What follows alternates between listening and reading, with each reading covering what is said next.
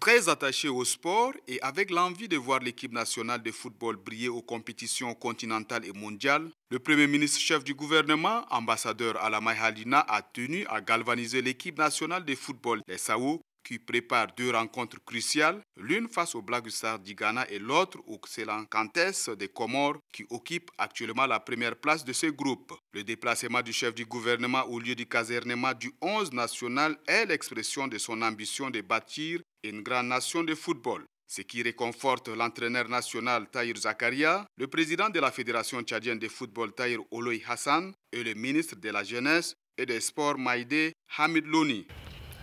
Nous allons faire de notre mieux pour ne pas décevoir notre pays. Merci au Premier ministre chef du gouvernement. Malgré ses multiples occupations et son agenda chargé, il a tenu à venir remonter le moral et visiter, voir les conditions dans lesquelles vous travaillez. Cela prouve à suffisance une attention particulière au football. Avec le soutien que nous avons, le soutien du maréchal, le soutien du Premier ministre, la solidarité de l'ensemble du gouvernement, nous allons réussir, Inch'Allah.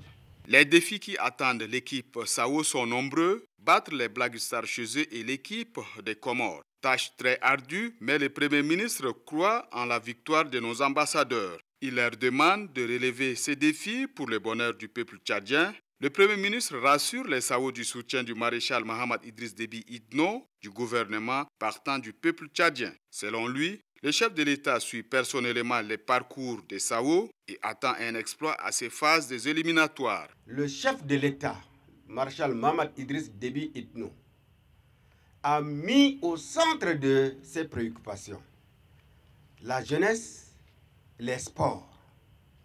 Il a dit: je veux bâtir un plan ambitieux pour la jeunesse et des sports.